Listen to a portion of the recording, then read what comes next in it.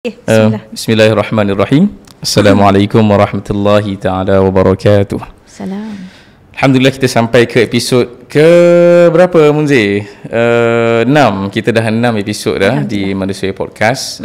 Dan hari ni hari yang nervous untuk saya. Kenapa? Kerana kita ada tetamu perempuan yang pertama. Alhamdulillah. Wanita pertama, ibu pertama yang masuk ke dalam podcast kita. Alhamdulillah. Kerana tajuk yang kita nak bincangkan adalah tajuk yang memerlukan gabungan package profiling. Bila buat profiling ni, siapa paling sesuai nak bawa ke depan ni, dia memerlukan orang yang mungkin lebih hampir dengan anak-anak, mungkin figure bonda, dan mereka yang expert dalam bidang childhood education of course, dan juga mereka yang mungkin berada dalam industri terus. Dan perkenalkan Dr. Puteri Afzan Maria. Masya-Allah. Selamat datang Dr. Terima kasih. Dan hari ni kalau ikutkan hari yang sejuk lah untuk Selangor, kan? Sebab kita dah berapa hari hujan, Bukit Jelutong tempat kita banjir, dekat dengan tempat kita ni. Tapi hari ni harap dia boleh menstabilkan balik kesejukan tu, sebab kita nak bincang topik yang hangat-hangat. Okey. Ya, faham? Saya biasa kat sini kami terus bawa soalan yang berat-berat terus. Okey. Dia tak ada warm up. No problem. Kita dah penat naik tangga tadi kan. Tak. Sebab doktor adalah seorang yang sangat passionate kepada anak-anak, kan? Alhamdulillah. Dan mungkin soalan pertama yang saya nak timbulkan adalah why?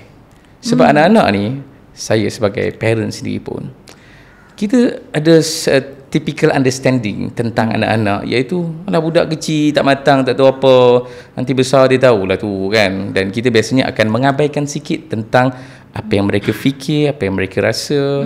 Dan apa yang membuatkan doktor pilih untuk suka dengan tajuk anak-anak, memilih masuk dalam bidang yang mengkaji tentang anak-anak? Menarik soalan tu. Okey, terima kasih Tuan Kubai. Terima kasih kepada tim kerana menjemput. Alhamdulillah. Saya cuba sehabis baik insya-Allah. Saya minat dengan bidang ni mungkin sebab masa saya umur 18 tahun dapat adik kecil. Jauhnya. Jauh beza. Adik bawah? Adik bawah sekali, 17 tahun beza. Jadi masa tu saya dekat UTP, saya juga tengah mencari-cari apa yang sesuai dengan saya, sebab bidang yang saya ambil pada ketika itu adalah IT. Saya cuba objektif je. Nanti kan saya emosional lain. Tapi dibenarkan tak? Dibenarkan. Manusiawi. Ya, manusiawi. Itu nama kita, manusiawi. Okey. Jadi saya di UTP ni saya belajar IT. So mencarilah apa dalam kita nak kerja nanti ni, bidang apa yang sesuai dengan kita, kan, jiwa kita yang bagaimana. Jadi saya mencari tu bukan programming, bukan networking. Akhirnya saya jatuh kepada multimedia, design. Jadi saya seronoklah orang kata mereka cipta software, courseware untuk anak-anak kecil. Ada seorang makcik ni ada sebutlah bidang yang mungkin akan datang ni sangat bagus adalah early childhood. Pada ketika itu 1997, 98. Saya tak nak teka umur. Okey. Otak ni mengira. Ya, faham. Okey. So tahun tu jadi adik kecil ni banyak menginspirasikan saya. So bila kami ni, abang kakak ni dah besar-besar, jadi melayan adik kecil ni macam melayan orang dewasa. Jadi kami banyak bercakap dengan adik ni. So pada umur 8 bulan, 9 bulan dia dah petah bercakap. Tuan Kubai cuba bayangkan, petah bercakap dia macam orang tua. 9 bulan cakap dah petah. Imagine, belum setahun. Setahun setengah dia dah boleh cakap macam orang tua yang alah dah penat lah tu ni. Dia dah boleh cakap ayat yang sangat cantik. Jadi kami ni melayan dia memang macam dewasa. Dia pandai operate CPU, komputer dan sebagainya. Seawal umur setahun dia tahu apa nak buat sebagainya. Sebab kami dah besar, kami buat assignment kan. Jadi dia melihat. So role modeling dah berlaku. Tanpa saya dalam bidang early childhood, saya dah observe perkara-perkara ini. Okey, kita ke belakang sedikitlah Tuan Kubaib. Saya sejenis orang yang memang suka memerhati. Saya banyak belajar melalui observation. Belajar berenang, kita observe orang, kita berenang, kita cuba. Saya banyak belajar sendiri dengan cara itu. Itu contohlah berenang tu. Maksudnya ada lagi perkara lain. Dan sepanjang saya proses membesar ni, saya banyak curiosity. Saya suka tanya soalan. mak kerja di Daya Bumi pada ketika itu. Jadi saya ni kalau mak hantar pergi tuition ke apa kan, dia suruh hantar pergi naik bas ni, turun kat sini dekat abang kata Central Market tu, jalan sedikit pergilah British Council. Umur 15 tahun mak dah ajar independent sebegitu. Jadi nak tunggu balik tu, tunggulah mak kat tepi pasar seni tu. Jadi kita pun suka tengok orang. Saya memang dah minat kerja-kerja seperti ini daripada dulu.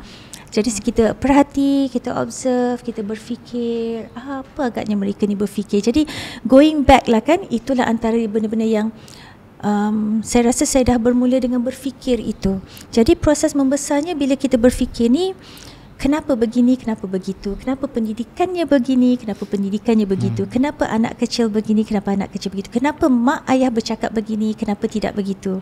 So pastinya kita akan melihat balik macam mana kita dengan mak ayah kita. Itu antaranya lah yang menginspirasikan kepada kenapa saya nak tahu lebih lanjut. So bila kita kata masuk bidang pun bukan mudah, sebab saya dah belajar IT, multimedia, saya dah masuk children. Memang dah saya pergi kafa, saya testing, saya buat rukun iman. Saya dah record suara sendiri, VO, semua tu. Masa tu komputer kita dulu macam mana kan, tahun 98, 99, masih lagi pakai disket yang keras tu. Sebelum tu floppy floppy disk. So prosesnya begitu sampailah dapat pen drive.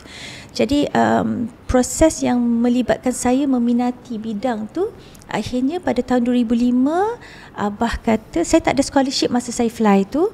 Abah kata belajar hidup susah di negara orang. Saya punya syarat pada ketika itu boleh fly, tak ada masalah, tapi biarlah dah berkahwin dahulu. Jadi biarlah hantar saya tu dengan suami. So 3 minggu berkahwin kami fly. Jadi hidup senang susah kat negara orang ni sebab tak ada scholarship. Kita kadang-kadang makan satu hari tu 1 pound. Pandailah teringin nak makan ni, okeylah 1 pound boleh lah kan. Okeylah sebab duit tak ada. Jadi kita kena kerjalah cleaner dan sebagainya tu. Jadi proses tu banyaklah berlaku ya. So masa saya buat master ni, saya nak masuk bidang early childhood, tetapi bukan senang Tuan Khubaib masa tu. Dia tak boleh tukar cross disiplin kan. Daripada bidang IT lah. Saya daripada IT. Jadi course yang ditawarkan pada saya adalah Development in Global Societies. First time course itu diadakan di Leeds Metropolitan, dan tidak pernah terfikir pun kenapa saya ambil course seperti ini. Hari ini baru course itu rasa macam it relates. Development in Global Societies. Hari ini kita hidup dalam dunia yang serba global. So macam mana development itu berlaku, apakah kesannya dan sebagainya lah. Okay, so ambil kursus itu, saya ditawarkan kursus elektif early childhood. Itulah bermulanya. So bermulalah berfikir, kita pula di negara orang, negara yang maju, negara yang di mana pendidikan awal kanak-kanaknya sangat stable. Jadi bila anak-anak mula, saya dapat anak 3 orang dekat sana. Masa saya buat master, saya dapat 7 tahun. 7 tahun saya di sana, betul. Masa master saya dapat seorang. Permulaan PhD dapat seorang. PhD tu 2 orang. Akhir PhD dapat seorang lagi. Alhamdulillah. Dan saya memang cabar diri saya sebagai seorang mak ni, anak-anak ni pemangkin. Dia tidak boleh dijadikan alasan untuk kita tidak boleh maju ke hadapan. Jadi saya tak pernah tangguh belajar. Pada saat ketika saya tukar supervisor, saya baru 8 hari lepas operation, sebab saya semua cesarean. Segagah diri juga ni, tengah winter ni turun juga jumpa, sebab kita tak nak tangguhkan belajar kita. Kita kena terus. Ini adalah semangat macam tu kan. Jadi anak-anak pun harapan saya adalah mereka juga bersemangat bila dapat mak macam ni kan, determination tinggi. So tak pernah tangguh, master tak pernah tangguh. Masa saya submit tu, anak saya 3 bulan lah dalam pantang saya buat thesis dengan laptop rosak, skrin tak ada, duduk tepi tingkap tengok tilted kan dia sikit supaya saya macam nampak sikit. Bolehlah janji boleh buat kerja. Kita tak cukup duit lah masa tu kan, orang kata scholarship semua tu. Tapi suami bekerja dan tangguh dia punya belajar dia 1 semester. So terima kasihlah kepada suami, sangat membantu. So bila ada anak dan duduk dalam sistem yang sangat support anak, saya ni banyak memerhati. Saya suka memerhati. Jadi bila kita observe, mungkin adalah kata-kata orang-orang Malaysia yang belajar ni macam saja je ni, tak nak ajar ABC contoh saja je ni, racist mungkin tapi kita belum faham sistem itu. Saya senyap je, saya tengok je, pasti ada sebab. Jadi kat situ saya buat banyak bahan bacaan. Ramai yang tanya saya, Tuan Khubaib, mana nak baca buku yang boleh memahami semua ini? Dia tidak terletak dalam hanya satu buku. Kita kena baca banyak. macam apa yang Ustaz Haris Rizal bawakan lah, buku kena banyak baca, dan bukan sekadar buku, saya juga baca journal paper supaya kita boleh dapat konteks information itu dan boleh connect the dots. Itu sangat penting, sebab connecting the dots ini penting. Kalau kita hanya nampak satu angle, kita rugilah, orang kata kita kena nampak banyak angle. Jadi duduk di sana, bila anak duduk dalam sistem dan kita melihat macam mana orang-orang lain. Saya tak kata negara orang putih ni perfect. Mereka juga marah anak. Mereka juga menjerit pada anak. Jadi kita lihat, kita tengok. Doktor, kalau kita boleh letak headline untuk sebab doktor dah masuk ni. Sorry. Headline bukan. Maksud saya nak letak headline tu supaya kita framekan dia punya direction ni. Sebab saya tahu doktor di sana 7 tahun dengan 3 orang anak. Dan doktor dah start masuk dah memerhatikan bagaimana childhood education berlaku di sana. Dan kita nak frame kita punya direction ni kepada macam mana doktor melihat perbezaan ketara selama 7 tahun anak-anak membesar di sana, dengan doktor pun ada anak-anak yang membesar di sini juga kan. Apa perbezaan ketara antara dua tempat ini yang menyebabkan akhirnya kita doktor lah khususnya akan nampak bahawa ini satu masalah yang perlu dirawat, yang perlu diselesaikan. Apa perbezaan ketara antara dua tempat ni? Betul, on point. Perbezaan ketara saya rasa kalau kita hanya memerhati dari sudut luaran tak cukup. Apa yang kita rasa, apa yang kita dah lalui. Nanti jadi sensitif ni. Kalau kita kawal dan kita boleh cut. Dan saya pun akan mungkin mudah sebab proses kita membesar ni, saya perlu relate kepada proses saya membesar. So saya banyak persoalan-persoalan. Saya rasa saya banyak sorang-sorang. So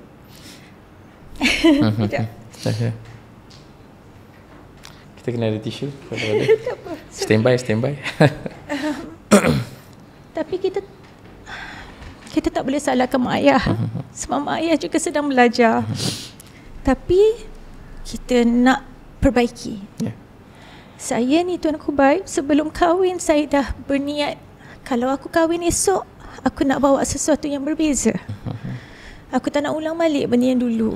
Tapi tanpa menyalahkan mak ayah. Sebab zaman mereka juga struggle. Mungkin masa mereka dapat saya, baru nak kerja, baru nak stabil, baru nak cari rumah. Jadi benda-benda ni berlaku. So rasa-rasa itu membuatkan saya bila kita tengok orang tu, kita tengok lebih lagi lah. Bukan kita melabel, tidak, nak mengkaji dan memahami apa yang sebenarnya sedang berlaku, apa yang membuatkan dia menjadi siapa diri dia hari ini. Sebab saya merasai bahagian saya dan saya tak nak ulang balik. Tapi bagaimana yang lain-lain? Itu inspirasi terbesarlah kepada kenapa saya usahakan apa yang saya usahakan hari ini. Melihat di luar negara ini memang sangat lain Tuan Kubaib, manusiawinya sangat mendalam.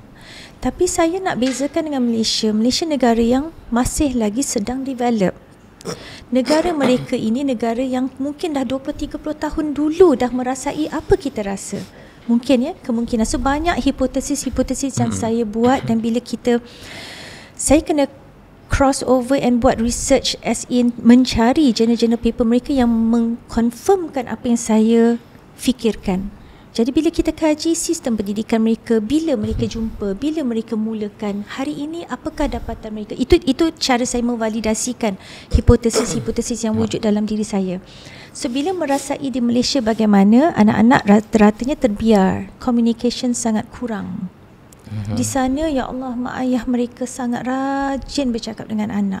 Saya jealous. Sebagai seorang dewasa yang ada inner child, anak kecil dalam diri, saya rasa jealousnya. How I wish I had that.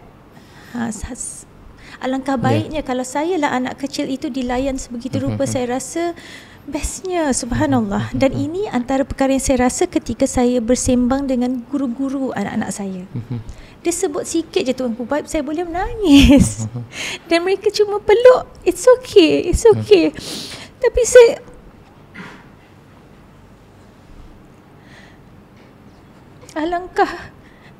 alangkah seronoknya jika anak-anak Malaysia juga merasai itu. Tetapi nak bawa itu memerlukan anjakan paradigma kepada mentality, cara kita berfikir. Nak ubah itu bukan mudah. Dan saya sentiasalah berpaksikan balik pada Rasulullah. Macam mana Rasulullah dulu, selalu tu baik. Saya tak ada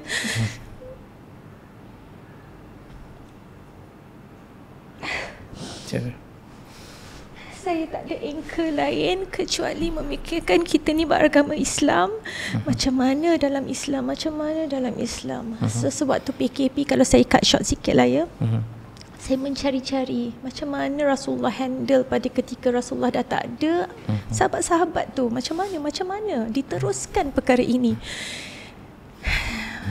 Saya rasa doktor dah start dengan satu disclaimer yang sangat penting, iaitu kita tidak menyalahkan, kan? Sebab apa yang berlaku adalah yang telah berlaku lah, yang kita tak boleh nak judge secara simplistik, kan? Ya, betul. So apa yang mereka lalui, terutama parent kita sendiri, kan, dia ada keadaan berbeza, kan? Dan itu adalah permulaan yang penting, sebab kadang-kadang di Malaysia tengok kalau bincang bab childhood education dan kita try untuk be critical kepada apa yang telah berlaku, kadang-kadang ada persepsi takkan kita nak salahkan mak ayah kita. Ya, that's why kita tolak benda tu awal. Betul. Which is kita bukan nak menyalahkan parent, tapi itulah ilmu, kan? Ilmu ni dia kena adil, kan? Timbangan dia, kan? Betul. Maka kita bincang, tak salahkan parent kita, apa yang berlaku, salah dan betul kita kena still label, tapi kita bincang dengan sihat, kan? Betul. Dan contoh bila doktor dah masuk tadi, kan, anak-anak di overseas yang doktor nampak, di UK secara spesifik, mereka pergi sekolah happy sangat, Masya Allah. Dan saya ada ini beberapa persepsi yang selama di kepala saya, dan saya pernah jumpa kawan-kawan, sebab anak saya pun sendiri baru umur 6 tahun, dan dia ada satu perubahan yang sangat ketara kepada anak-anak bila dia start pergi ke mungkin fasa 4, 5, 6 tahun, bila masuk tadika, kalau yang disediakan oleh kerajaan, kan, tadika, kan, ataupun fasa prasekolah lah, iaitu bila dia pergi kepada peringkat sekolah, dia mula tak happy dengan belajar, kan, beza dengan fasa taska ataupun fasa childcare, kan, iaitu maybe dia happy je lah sebab everyday life, kan, makan, minum, tidur, kan. Tapi start saja dia masuk kepada satu sistem yang formal, then dia merasakan ketidakbahagiaan untuk belajar. Apa yang berlaku, doktor? Apa yang berlaku apabila sistem tidak mengikuti proses perkembangan manusia itu sendiri. Somehow apabila saya dah 10 tahun, kan, duduk dalam bidang menghasilkan sekolah ni, kan, dah 10 tahun. Daripada dulu lagi saya dah nampak benda tu. Sebelum buat pun kita dah tahu sistem kita sistem yang sangat mengajarnya adalah terlalu teknikal, menolak ke tepi keperluan perkembangan seorang manusia itu sendiri. Apa yang kita bina, dia tak match dengan bagaimana seorang manusia itu memproses sesuatu dalam otak itu sendiri. Adakah teknikal itu akademik? Apa tu? Adakah teknikal itu akademik? Akademik itu luas, teknikal hanya method. Tetapi teknikal kita terlalu menekankan secara teknikaliti belajar itu. Contoh teknikal? Contohnya bila kita belajar matematik, kita kena hafal formula. Bezanya dengan negara luar, beza negara luar, mereka berikan masalah dahulu dan mereka akan wujudkan formula kerana nak mencari solution kepada masalah itu. Mereka tidak mengajar formula dahulu. Kita lain, kita totally the opposite. Itu baru contoh matematik yang kita nampak very technical. Contoh teknikal lain, ajar membaca, terlalu menekankan ejaan, terlupa proses membaca itu adalah memahami. Mesejnya adalah boleh menyampaikan idea-idea bernas. Menulis, kita kena idea yang sangat original. Translate kita punya idea, kan? Ya, kita dah ada ni, anak-anak ni pure, sangat bersih, suci. Dia ada idea yang sangat wow. Tetapi kerana technicality telah menghalang anak-anak ini daripada menjadi siapa diri mereka sebenar. Jadi nak kata di Malaysia ini kita terlalu saya kata ya, terlalu sibukkan perkara yang tak perlu dan tidak map dengan keperluan anak-anak ini besar. Saya nak go back to apa yang Tuan Kubaib kata tadi. Kenapa tak happy pergi sekolah? Umur berapa yang otak kita bersedia memproses ilmu? memproses maklumat, memproses technicality kepada belajar. Kalau Jepun dah kata 10 tahun, kenapa kita tak follow padahal kita sibuk pandang Jepun? Jepun formal learning starts at 10. Bila kita kaji scientifically-nya, otak kita memang boleh proses formal learning tu pada umur 10 tahun. Tidak 7, tidak 8, tidak 9. Tetapi tidaklah mengatakan 7, 8, 9 langsung tak buat apa-apa. Buat juga. Tetapi caranya perlu menghormati proses anak-anak ini, kemampuan mereka dalam memproses sesuatu. Jadi anak-anak kecil di luar negara sangat happy, sangat bagus EQ mereka. 6 tahun pertama cantik terbentuk. Seawal umur 16 tahun mereka sudah jelas apakah kursus yang perlu mereka ambil seterusnya. 16 tahun sudah bermula. Kita sangat lambat. Ya, ini sangat kontroversial di Malaysia. Kita tahan-tahan untuk apa? Kita tahan 4 tahun degree untuk apa? Kita tahan apa? Ekonomi negara ke? Siapa yang mengawal di atas sana? So soalan-soalan ini memang mudah kena bash. Tak ada masalah. Dah 10 tahun saya bercakap pun memang ada yang suka, ada yang tak suka. Tetapi realitinya kita tahan untuk apa? Kenapa? Ada bangsa lain di Malaysia boleh keluar awal, boleh buat bisnes awal, boleh earn money awal. Kenapa setengah bangsa pula ditahan-tahan? Apa isu sebenar di Malaysia? Tu kalau kita buka lah ceritanya. Sebab kalau tadi kita masuk soal laju pelan ni kan, dia dalam masa yang sama, saya tengok dia agak inconsistent sikit. Kita nak cepat anak-anak kita belajar. Ya. Maksudnya contohnya saya ambil satu situasi. Anak saya umur 6 tahun. Ya. Dan dia dah masuk darjah 1 lah ni kan. Dan betul. Secara umumnya kita akan kaget sikit sebagai parent. Ni kalau personal story doktor kan saya nak cerita. Masa dia nak lompat preschool, anak saya jadi tak suka sekolah. Ya. Dia balik rumah dan dia cerita yang tak best lah, tengok buku je. Sebab masa asalnya dia play school juga. Dan dia sebenarnya sekolah yang sama, dan saya takkan sebutkan sekolahnya. Dia sekolah yang sama. Tapi bila dah sampai umur 4-5 tahun, dia macam ada satu urgency daripada pihak teachers sendiri untuk pastikan dia cakap 3M. Ya. Maksudnya kat Malaysia dia bukan 3M saja, dia 4-5M lah kot. Mengaji dan menyolat sekali. Ya, betul. So saya tengok bila dia lompat umur 5 tahun specifically, dia balik rumah dia mula tak happy. Sedangkan 4 tahun saya tahu dia everyday dia akan cerita pasal kawan dia bergaduh itu ini kan, dan saya happy lah dia happy kan. 5 tahun dia mula complain, tak nak pergi sekolah, tak suka, tak ada masa nak main. Dan saya jumpa teacher, tanya why, apa yang berlaku. Dan rupanya teacher switch, saya pun mungkin tak check betul-betul, dia switch umur 5 tahun kena banyak menghadap buku. Free play tu hanyalah dalam masa 1 jam saja satu hari, baki tu semua adalah books. Okay. Tapi dalam masa yang sama, kita tahu standard di Malaysia masuk 7 tahun kena ada 3M plus 2M lah. 3 plus 2M. Kita kena ada membaca, menulis, mengira dan mengaji dan menyolat. Ada 5 sekali. Faham? Kalau tidak masuk kelas pemulihan. Ya. So kita nak cepat part tu lah. Dan sebenarnya apa dia punya, apa yang betul dan apa yang salah? Sebab yang kita tahu itu standard dia dan kita nak kena ikut. Okey, bukan standard. Mengikut pendidikan awal kanak-kanak yang sebenar, itu bukan standard, itu dah salah dari segi sebenarnya. Kalau kita apa orang kata childhood rights ni, kalau kita boleh bersuara lah kan, itu dah salah dari segi keperluan anak-anak kecil. 6 tahun pertama ni belum lagi 3M dan sebagainya lah, solat pun belum lagi lah sebenarnya. Boleh kita tunjuk, tak ada masalah. Cara teknik mengajarnya role model lah kita tunjuk. Kita tunjuk dahulu, tapi tidaklah kita mewajibkan mereka kena boleh hafal dan sebagainya. Belum. KPI. Bukan. Somehow tertekan kerana sistem darjah 1 tu sendiri memerlukan perkara-perkara itu. Itu yang kata ada sedikit dia punya bridge tu tak cantik. Kan dia punya daripada tadika ke darjah 1 tu tidak cantik lah. Dia jadi tergesa-gesa. Itu tekanan kepada kita. Yang bawah ni lah. Yang atas sebenarnya mungkin wallahualam, menurut KPM, documentation dan sebagainya bagus. Somehow tengah-tengah tu ada sesuatu yang berlaku membuatkan salah faham, menjadi proses tekanan, KPI dan sebagainya. Mangsa adalah guru dan anak-anak, juga ibu bapa. Sebenarnya tidak begitu terkubat. Kongsikan laporan akhbar tahun 2024. Saya duk carilah ni 2-3 hari ni, duk baca macam-macam. Saya ingat masa tahun 2024 ada satu kes bila ada 260,000 pelajar keciciran 3M. Okay? 260,000. Masuk darjah 1 tak reti 3M. Dan saya tak suka naming, tapi umumnya akan tahulah siapa, sebab KPM yang memberikan respons. Dan masa tu ditimbulkan semula idea untuk kelas pemulihan yang berasingan. Kalau doktor ingat dulu masa saya sekolah rendah kan, dia ada kelas pemulihan asing. Lepas tu dimansuhkan, dia campur tapi pemulihan dalam kelas.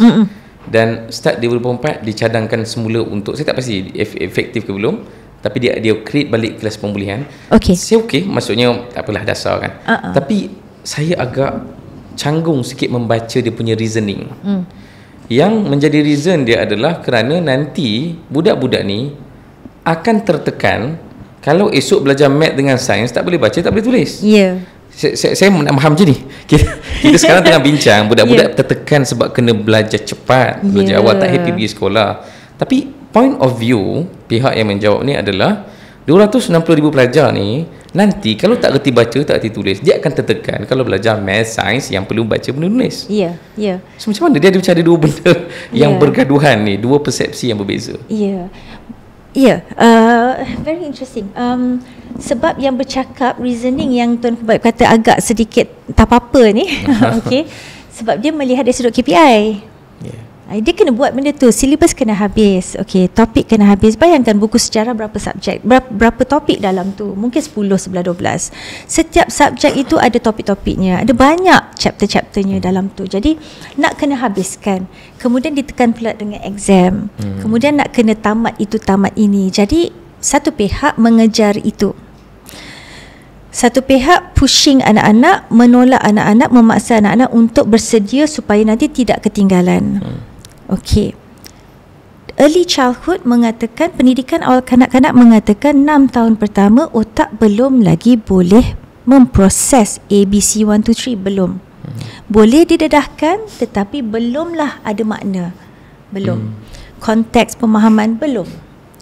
Eloknya pada umur 7 tahun. Kenapa? Kalau saya sentuh sikit lah proses pengembangan otak. Kenapa EQ dahulu? Ini saya tak sebut langsung kan tadi. EQ ni 90% daripada otak kita, EQ yang pegang. Emotional tu sendiri. Dalam 90% ini kita bahagi 4. Paling bawah kita kata reptilian brain, otak ular. Bahagian otak yang terlibat dengan kita nak defend diri kita, kita nak selamatkan diri kita. Seorang manusia memerlukan itu. Kalau kita dicampak mana-mana nak kena hidup, itu dulu. So kena, sebagai seorang bayi, itu dulu. Boleh tak dia jaga diri di semua tu. Kemudian kita bercakap tentang emosi. Apa emosi-emosi yang dia rasa? Sebab kita manusia ni berperasaan, ada jiwa, ada akal. Boleh merasai. Kita bukan haiwan. Kita bukan tumbuhan yang tak ada langsung akal dan perasaan tu. Tapi haiwan ada perasaan sedikit. Mungkin akal tidak ada. Kemudian relationship, 25% daripada 90% tu relationship antara seorang anak dan penjaga atau ibu bapa. Sebab kalau tidak diwujudkan perhubungan ini, macam mana dia nak trust the world, percaya kepada dunia ini? Dia nak hidup ni. Manusia khalifah diturunkan ke bumi ada sebab, ada purpose. Jadi purpose sebab ni dia dah bina daripada awal dah sebenarnya 6 tahun pertama.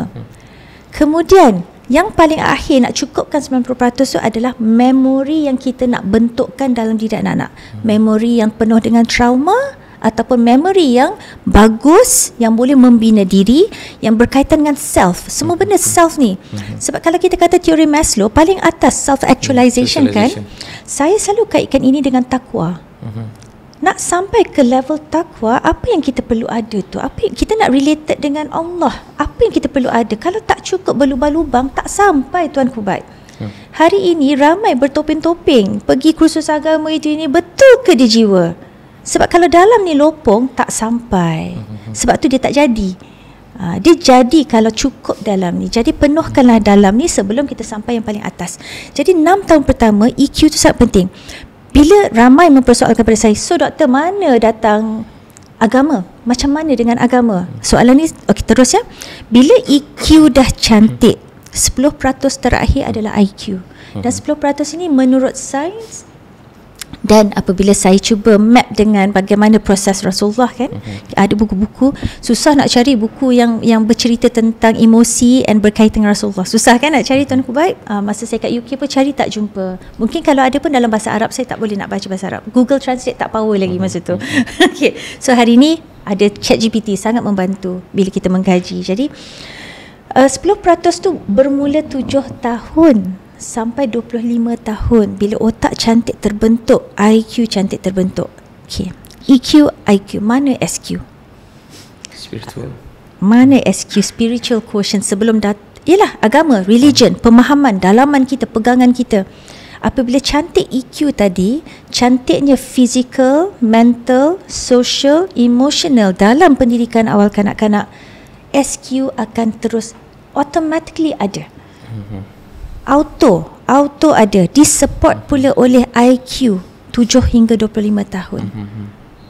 Rasulullah berkahwin umur 25 bersama Khadijah. Okay.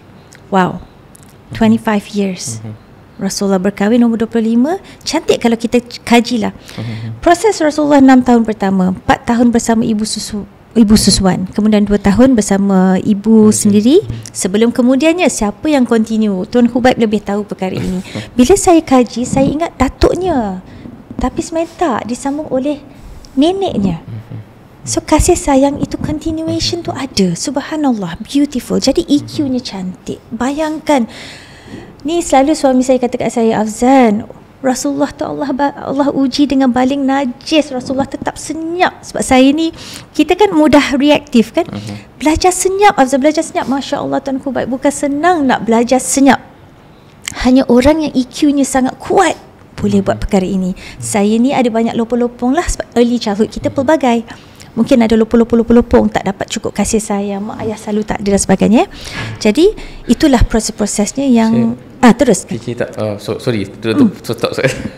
So, saya terus tersentak bila fikir yang majoriti orang Malaysia kalau pernah pergi sekolah yang formal, of course majoriti pergi, dan belajar rukun iman sejak daripada sekolah rendah.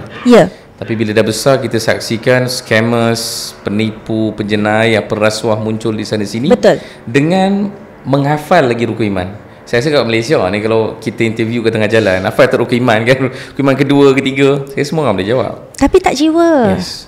Itulah persoalan itulah yang hilangnya. So kita introduce sangat awal, tapi rupanya itu tidak membantu pun anak itu untuk lebih memahami iman, sebab kita tidak memberikan kecukupan pendidikan emosi dan pendidikan jiwa itulah pada anak. Itu gaya doktor kan?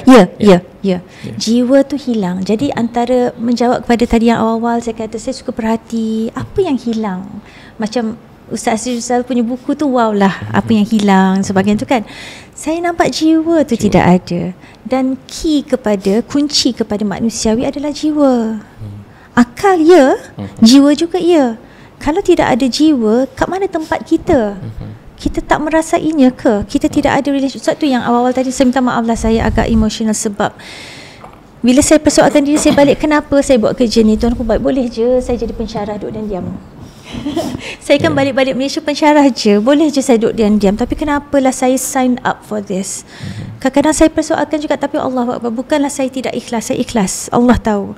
Tapi dalam proses saya nak melaluinya, Masya Allah, berhadapan dengan pelbagai dugaan dan cabaran, subhanallah. Tapi memahami semua ini, apabila perkara-perkara seperti ini hilang dan orang hanya nampak surface value sahaja, tidak boleh masuk ke dalam deep tu. Kat situlah the missing element. Apabila saya duduk di negara luar, kita rasa, Tuan Kubaik, kita rasa kita duduk di negara Islam, walhal mereka bukan Islam. Duduk di Malaysia, saya tak rasa saya duduk di negara Islam. Saya rasa sangat takut, sangat tak safe berbanding duduk di sana. Sangat menghormati. Jadi jiwa di sana deep, jiwa di sini surface value. Kita awalkan, tetapi belum confirm kita jiwa. Kita boleh hafal, tapi tak sampai ke dalam. Perkara ni dia reflected on apa tak, Tuan Kubaik? Bila orang tanya saya soalan, doktor, so bila you buat sekolah, mana agamanya? Contoh saya terus straightforward lah. Saya soal pada diri saya, kalaulah kita melihat isu-isu di luar, kita sekolah agama semua dulu kan, daripada darjah 1 form 5 masuk universiti pun ada lagi subjek wajib agama. Tapi kenapa setengah orang tak jiwa? Kenapa setengah orang tidak mempraktikkannya, tidak betul-betul memahaminya? Kenapa? Jadi kalau saya buat sekolah, macam mana saya nak ajar perkara ini? Bermain dengan elemen manusiawi yang Allah dah bagi kat kita, curiosity sangat tinggi. Kita kena wujudkan curiosity ini. Dan anak-anak kecil, curiosity adalah sesuatu yang sangat semula jadi. Sangat natural. Mereka akan sentiasa bertanya soalan. Tapi kita pula dengan Malaysia ni negara Asia kan, negara Asia yang kita negara yang dijajah. Negara yang dijajahnya ada kesan-kesan dia. Antaranya adalah kita nak kena kerja keras. Kita percaya kepada kerja keras kita boleh berjaya. Kita percaya benda tu. Tapi itu semua luarannya, isi dalaman kita kurang. Jadi bila tekanan, kita percaya bahawa tekanan memberi kita kejayaan, tetapi kita tidak fikir yang dalaman tu adalah lagi powerful, sebab EQ tu 90%. So yang percaya kepada tekanan ni, surface sebenarnya banyak stress punya, orang kata factor lah, dan suppressed emotion. So kita dalaman kita simpan senyap, kita tidak bercerita, kita rasa malu, kita dimomokkan dengan ideologi malu kalau tunjuk orang kalau kita nangis, lagi-lagi orang lelaki. Saya orang Terengganu kan, kalau orang Terengganu ni malu lah orang lelaki nangis, you know that kind of thing, bunyi dia. Sama ya? Bukan. Saya pure Selangor. Okay. So kalau orang Terengganu cakap macam tu, malulah korang, you know. Okay, tapi that's not the case. The thing is, bukan kata kalau kita selalu menangis itu kita lembik, pun tidak juga. Tetapi sesuatu tentang proses aware. Kita rasa, kita aware, kita apa yang kita boleh buat dengan perkara itu. Itu okay, letak tepi. Jadi tadi saya kata negara dijajah, kita lebih kepada bersifat bekerja keras, progresifnya cari itu. Tapi kita lupa one side of it adalah dalaman kita. So berbalik pada tadi persoalan yang anak-anak ditekan awal, pihak-pihak tertentu pula kata tercicir dan sebagainya tu, apabila tak dapat ni nanti tak bolehlah nak continue yang lain-lain, sebab ada faktor KPI di situ. Jadi di sini menjadi satu faktor tekanan untuk disediakan ke seterusnya. Okey, dulu-dulu tuanku baik, prasekolah di Malaysia, prasekolah adalah persediaan sebelum masuk darjah 1. Dia bukan pendidikan awal kanak-kanak. So preparation ni bukan pendidikan awal kanak-kanak. Dia tidaklah menekankan physical, social, emotional tu. Bila masuk pendidikan awal kanak-kanak lebih kurang tahun 2010 lah ya. Saya rasa IIC memulakannya. Datangnya pendidikan awal kanak-kanak, barulah orang mula buka mata. Oh, anak-anak ni ada banyak angle, faktor yang perlu kita sediakan sebelum mereka boleh masuk ke dunia yang lebih formal, yang mana sebenarnya 10 tahun. 7, 8, 9, otak kita sebenarnya dalam proses yang dipanggil pruning. Segala apa yang kita ajar nilai-nilai ataupun dia bukan sekadar nilai, dia tentang consequences, cause and effect. Kita buat sesuatu ada kesannya. Kita baling barang jatuh sebab ada gravity, contoh. Cause and effect, science dan sebagainya. Secara tak langsung, STEM tak perlu kita eja hari ini, STEM. Dah automatic 6 tahun pertama dah ada sebenarnya. Dan kita menghormati proses pembesaran anak-anak yang memerlukan komunikasi. Kerana jika mereka tidak ada komunikasi itu, mereka pun tak belajar bahasa. Pendedahan bahasa sebenarnya. Bukanlah kata kena ajar A, B, C, 1, 2, 3, bukan. Banyak bercakap sudah cukup. Sebab kita membina pemikiran. Bila kita nak membina pemikiran, kita kena sediakan apa? Kosakata, frasa-frasa, ayat-ayat yang ada dalam ni. Kemudian kita fokus kepada persediaan mulutnya untuk bercakap. Macam mana dia nak cakap kalau dia tak pernah tengok kita bercakap kan? So bila dia tengok ayah dia tengok mak dia, ayah dan mak pula jangan cakap laju-laju, satu-satu. Begitulah yang saya nampak ya di luar negara. Bila saya tengok cikgu-cikgunya bagaimana, sangat tertib, sangat beradab. Walaupun yang datang tu mungkin dengan rambut mungkin macam pang dan sebagainya, tapi bahasanya beradab. Sebab anak-anak ni role model. Saya rasa amazed lah sebenarnya ya, tak payah bertutup-tutup tapi sangat beradab. Betul.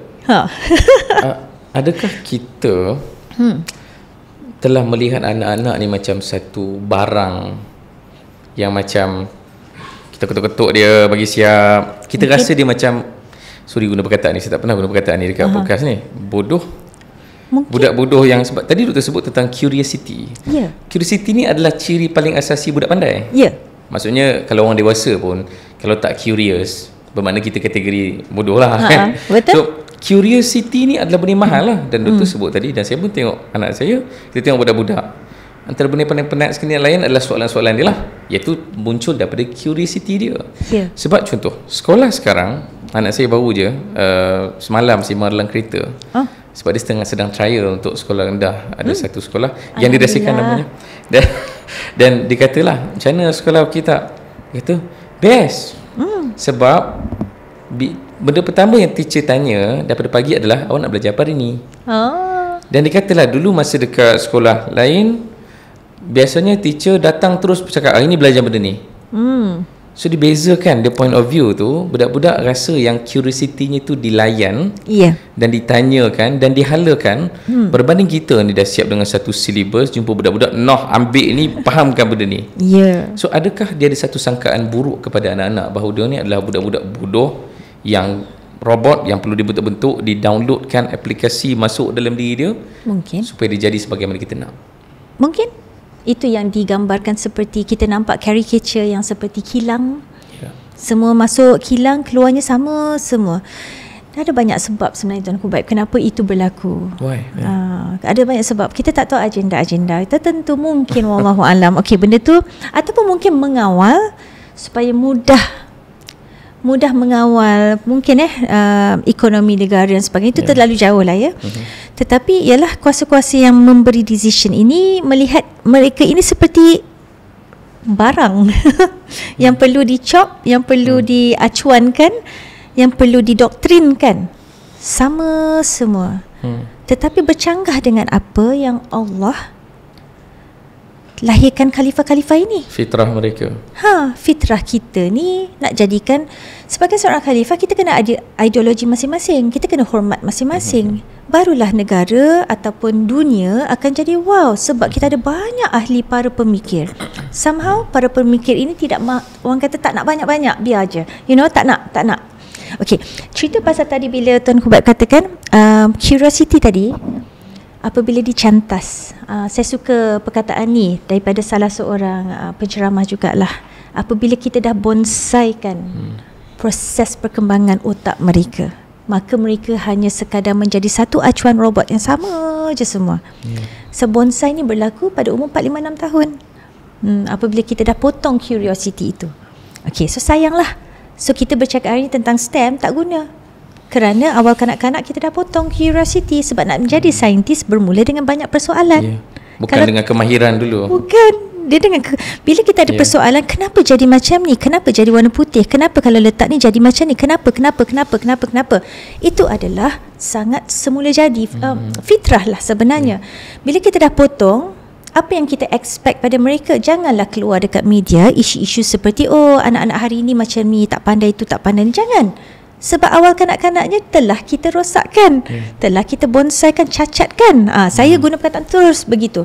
Kita dah cacatkan. Kenapa kita yang Allah akan tanya kita balik, Tuan Kubaib? Sebab tu I signed off from all this lecturing sebab saya dah cuba, but it's not easy because you are in an organisation. When you are, bila kita seorang, kita sendiri, kita boleh bawa sesuatu. Jadi saya alhamdulillah lah sampai ke hari ini, 10 tahun, 11 tahun lah dah ni kan. Tapi kena terus. Saya boleh faham lah kenapa doktor emotional. Ya Sebab saya sebagai parent, bila tak perlu tengok anak orang lain, tengok anak sendiri, kita sangat sedih bila tahu yang dia telah dibonsaikan pada sebahagian parts dalam life dia. Bahkan sebenarnya benda yang sesimpel ABC, bahkan benda yang sesimpel garisan yang dia kena ikut. Pasal kadang budak-budak kat sekolah preschool, kadang dia ada garisan-garisan dia kena follow tu kan. Saya rasa kadang-kadang kan, bila dia balik kan, tak suka lah buat benda ni, tengok apa dia tak suka garisan ni. Kenapa tak suka? Sebab dia terpaksa ikut apa yang disuruh, dan dia mengetahui pandai dan bodohnya dia berdasarkan dia mampu tak ikut garisan tu. Saya bila fikirkan, dan dia akan emotional sebagai parent, kenapa anak aku rasa macam ni, dan kenapa dia telah dipotong curiosity dia untuk mencari garisan yang lain lah, tapi dia telah terpaksa ikut satu standard yang ada. Secara tak langsung, secara tak sedar, anak-anak kita telah didoktrinkan begitu rupa. Saya ada soalan. Okey. Sebab akan timbul satu persepsi. Habis tu kalau tak ada akademik ni, takkan nak suruh anak kita main je. Ni soalan yang real, nak kena rawat ni soalan ni sebab kita tahu parent yang mungkin akan tertanya lah. Dah kalau tak ada sekolah, tak ada subjek, tak ada exam, tak ada segala benda, dah tu nak buat apa anak ni main-main? Tuan Ku Baik. Jadi saya nak tanya balik kepada yang bertanya begitu. Kenapa fikir sangat cetek? Kenapa cetek sangat pemikiran anda yang berfikir sedemikian rupa? Adakah anda adalah hasil-hasil yang telah didoktrinkan itu? Sebabkan kecetekan itu, kecacatan sistem itu yang telah membuatkan anda hanya berfikir setakat itu sahaja. You cannot see deeper than that. Oh, sangat rugi. Allah kata ilmu itu seluas lautan. Kenapa hanya sekadar dalam buku teks? Kalau saya lah Tuan Ku Baik, sebab bagi saya dunia hari ini di hujung jari. Maklumat sangat luas. Sekarang ni kita nak ajar maklumat tu ke? Kita nak ajar bagaimana nak menggunakan maklumat ataupun menjadi manusia yang hebat membina sesuatu, create sesuatu. Tetapi bila kita nak bina sesuatu, create sesuatu dengan anak-anak yang sudah tidak ada curiosity, dia tak jadi Tuan Ku Baik, tak jadi. Jadi menjawab soalan ibu bapa yang lain kan, adakah pemahaman anda tentang akademik adalah sekadar buku teks, berapa subjek di sekolah, hafal setiap chapter, itu je ke akademik? Kalau itu sahaja memang level kita masih bodoh lah. Sebab kita sebenarnya orang-orang yang membina itu berjaya lah. Sebab telah berjaya membuatkan kita boleh berfikir hanya setakat itu sahaja. Oh ruginya sebagai seorang Islam. We can go deeper than that. Al-Quran, Masya Allah. You have to dive deeper kalau Al-Quran. Sebab doktor bawa bermain.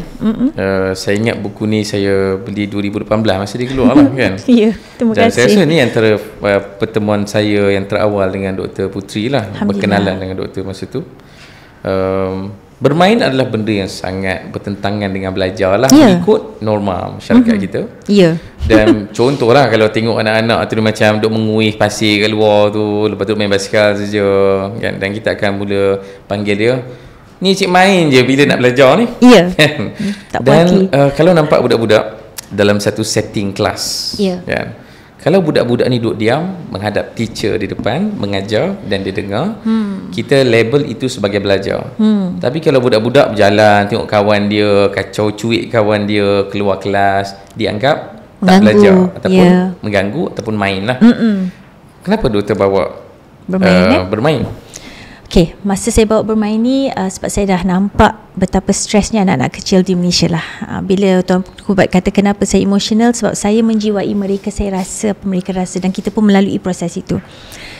Tapi pada ketika saya tadika dulu, saya masih lagi bermain-main. Tadika saya pun bermain lagi, masih bermain dan saya sangat happy. Tapi saya kesian tengok bila balik Malaysia di UK anak-anak saya happy pergi sekolah, balik Malaysia pergi tadika tak happy. Samalah dengan Tuan Ku Baik kata tadi. Jadi kenapa bermain? Saya nampak memang bilangan stres di kalangan anak-anak kecil masa tu 5 hingga 12 tahun dah mencecah 980,000. Itu data daripada play therapy lah, sebab masa tu saya ambil kursus play therapy. Saya nak faham emosi, saya nak faham macam mana anak-anak memproses, saya nak faham macam mana observation saya boleh menjadi lebih kaya dengan ilmu, dapatan ilmu lah. Jadi kenapa bermain? Kerana saya nak kena de-stress balik semua yang stres-stres ni. Saya buang semua buku. Tadika saya memang tak ada buku masa ketika itu. Permulaannya proses yang saya bawa perlahan-lahan ni sebenarnya juga untuk mendidik masyarakat lah. So ramai yang macam tak ada buku, habis tu belajar apa? Tapi siapa yang signed up for it akan mula memahami. Lepas tu kita ada parenting circle dan sebagainya Tapi lepas tu perlahan saya bawa kembali buku, tetapi methodnya kena betul. Penceritaan dahulu, anak-anak dengar dahulu. Sebab belajar bahasa dia telinga dulu, otak dapat perkataan, telinga dengar. Bila dia dah biasa tu baru dia boleh keluar dekat mulut, baru boleh tulis, baru boleh membaca. So bermain ni atas landasan saya tak nak anak-anak di Malaysia stres, cukup-cukup lah. Dan saya masa tu saya jelas je, orang kita sangat sensitif dengan perkataan bermain ni. Bermain ni opposite dengan belajar. Tetapi kita perlu rungkai balik apa itu belajar. Belajar bukan hafal. Bagi contoh yang praktikal, contoh dia sebut tentang messy play. Bermain. Apa? Contoh kalau anak-anak saya kan kat rumah tu, hujan tu syok dia kan, dia keluar, dia main lecak kat luar tu. Yang kita label sebagai bermain lah. So macam mana benda tu boleh jadi belajar? Okey. Kalau kita biarkan sahaja, mungkin dari sudut parents yang mungkin skeptikal lah dengan proses ini, kalau kita biar je, kita sendiri pun disconnected, terputus hubungan daripada berfikir deep dalam proses apa yang anak sedang pengalaman yang sedang mereka lalui dengan bermain air. Dalam otak mereka bergeliga sebenarnya. Wow, air ni jernih. Oh, kalau buat macam ni dia berkocak. Oh, kalau buat macam ada reflection. Oh, kalau kita jatuhkan satu barang tu, dia terpecik, dia rendah sahaja. Kalau kita baling barang besar, terpeciknya sangat besar. Tidakkah itu STEM yang kita sibuk hari ini? Sedih ramai tak nak STEM. Tapi kenapa kita kill off the curiosity? Anak-anak memang belajar sains melalui bermain tadi. Dalam otak mereka sedang berfikir bagaimana nak solve problem. Kita bina Lego tinggi-tinggi, tiba-tiba jatuh, menangis, sedih. Antara proses yang dia belajar adalah kita ni kena ada di situ untuk bantu dia bina otak kanan dan otak kiri. Connect the dots, bina jambatan. Otak kanan penuh emosi, otak kiri logical. Anak-anak takkan sampai logical kecuali sampai umur 7 tahun tadi tu, 7, 8, 9 tahun tadi tu. Tetapi kalau kita sentiasa berada di kelilingi anak-anak tadi, itu yang kata main ni boleh bermain, tapi jangan kita biar je. Sekali-sekala kita prompt soalan untuk kita check dia faham sesuatu ke, dia belajar sesuatu ke, dia dapat sesuatu ke, dia tengah explore sesuatu ke. Itu yang kita nak tahulah sebenarnya. Jadi connecting the dots, otak kanan, otak kiri ni, bila dia menangis, kenapa menangis contoh kan? Sebab bina-bina jatuh, bina-bina jatuh. So kita promptkan sedikit. Apa kata buat tapak tu besar sikit? Oh, logical kan? Perlahan-lahan kita bina sel neuron antara kanan dan kiri. Lama-lama dia akan mula belajar 7, 8, 9 tahun punya proses. Itu antaranya yang berlaku. Sebelum masuk 10 tahun yang mana pemahaman dah datang. Proses permulaan kepada membina pemahaman. Proses pemahaman ni Tuanku baik, dia bermula 10 tahun, dia habis umur 18 tahun. Jadi kita tak boleh expect soalan essay, exam setiap tahun tu dia terus dapat. Itu latih to be konsepnya, rote learning. Bila kita latih to be, anak tadi kata boring kan? Percayalah, kajian telah dibuat ni saya selitkanlah. Kajian telah dibuat membandingkan antara 4-5-6 tahun yang melalui proses bermain berbanding dengan 4-5-6 tahun yang melalui proses belajar di meja kerusi. Hari-hari latih to be. Pada umur 7 tahun, anak-anak yang bermain ni memang graf dia nampak perlahan naik. Tapi dia terus naik dan naik dan naik dan naik dan naik sebab curiosity mereka terjaga. Anak-anak yang 4-5-6 tahun, curiosity dah bonsai, dah tak ada. Dia dah makin lama makin turn off dengan belajar. Tak minat. Asyik-asyik benda yang sama je. Masuk darjah 1, darjah 2, darjah 3. Sampai satu tahap 7, 8, 9 tu dia akan mula mendata. Dan minatnya kepada belajar mendata dan terus mendata. Sampailah ke level SPM. Jadi jangan terkejut kalau anak-anak ini tercicir. Jangan terkejut dia tak nak pergi SPM. Jangan terkejut kalau tiba-tiba ramai homeschoolers. 10,000 calon tak datang kan? Saya tak terkejut Tuanku baik. Bagi saya kan bagus. Biarlah mereka mencari. Mungkin ada sesuatu untuk mereka. Tetapi itu pun curiosity dia lah untuk dia keluar, tinggalkan. Betul. Kalau tidak ada curiosity, tidak ada motivation dalaman yang nak membawa haluan lain itu. Itu penting tu. Daripada yang robot semua sama je. Tapi akan ada orang yang marah. Contoh saya cut short teruslah. Doktor sendiri ambil PhD. Akademik lah juga kan. Sebab curiosity Tuanku baik. Kalau saya boleh jelaskan pada orang, kalau tidak kerana curiosity saya pun tak nak belajar. Tapi sebab saya curious nak tahu. Kajian saya tentang apa Tuanku baik, saya pun tak sangka. Saya nak kaji tentang handwriting. Saya nak kaji tentang signature. Saya suka benda-benda seperti itu. PhD ke master? PhD. Master masih lagi level teori, sedikit kaji projek. Cognitive something apa? Cognitive science. Tapi melihat kepada language processing. Bagaimana otak kita memproses bahasa. Subhanallah, daripada situ saya dah menangis Tuanku baik. Sebab apa? Allah bagi saya sikit je. Daripada sikit tu lah, wow, saya boleh nampak semua benda yang lain. Yang saya nampak ni kan, yang saya capture dengan mesin yang supervisor saya bagi pada saya kan, mesin tu tablet. Saya minta partisipan saya untuk copy sahaja. Copy je ya, tak payah fikir pun. Saya dah tulis perkataan, copy je. Ayat tulisan Arabic letters, tulisan Cina, bahasa Russian, bahasa Inggeris, copy saja. Dan saya capture masa. Masa ini bila kita tengok apa yang sedang berlaku dalam otak, subhanallah, Allah punya kerja kan. Dalam masa 1 saat ada beribu-ribu milisaat. Macam-macam berlaku pada ketika itu. Bayangkan apabila kita cantas perkara ini dalam anak kecil. Apa yang tinggal? Apa yang tinggal yang kita nak ajar tu, kita rote learning tu, hafal sampai ke level SPM. Kalau orang persoalkan pasal SPM, saya pun nak persoalkan juga. Kenapa ada soalan-soalan yang boleh kita, orang kata apa, spot question Kenapa kena ada spot question? Kalau betul dia menguji intellectual kita, kepandaian kita, kat mana yang menguji berfikir itu? Saya boleh berani cakap elemen yang kena ada markah dalam tu semuanya adalah berasaskan hafalan. So ramai yang kata tentang burung kakak tua, saya senyap je Tuan Kubat, saya tak nak cakap apa-apa. Tapi kita semua tahu, betul kan? Kita semua jelas perkara itu.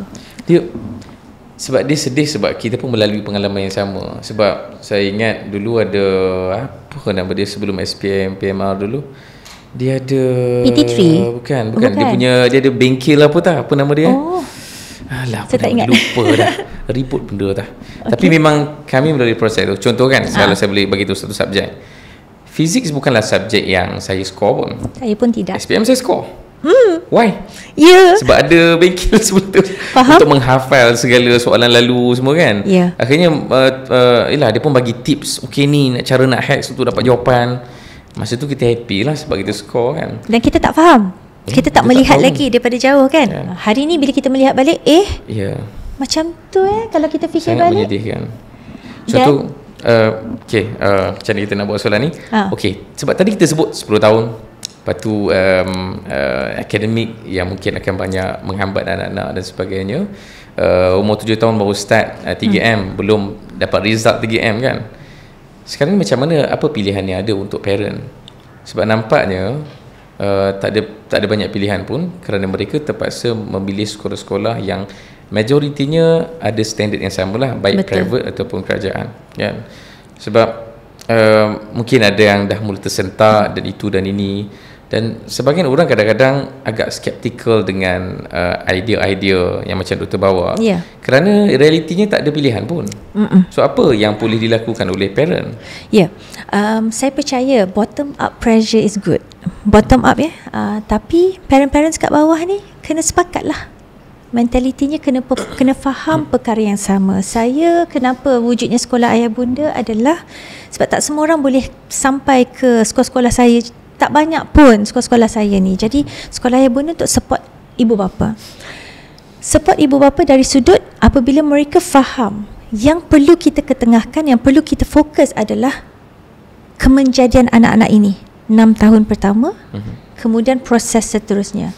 Tapi kemenjadian apa Tuan Kubat? Kemenjadian dalaman diri anak-anak tadi, yang mana kalau dalam sekolah saya sebut internal strength. Apa dalam internal strength itu? Dan internal strength inilah manusiawi itu. Contoh, kalau boleh saya kata self-esteem, self-concept, konsep diri sendiri kita ni faham tak yang macam mana? Raikan itu. So kalaupun tadika ataupun taska ataupun sekolah yang berdekatan kita tak tahu perkara ini, ibu bapa sudah tahu. Ibu bapa lah yang bantu empower perkara ini dalam diri anak-anak. Itu yang ramai je yang kontak saya Tuan Kubat, tapi jauh daripada sekolah-sekolah saya. Saya kata it's okay Puan, it's okay. Puan sendiri boleh bermula di rumah.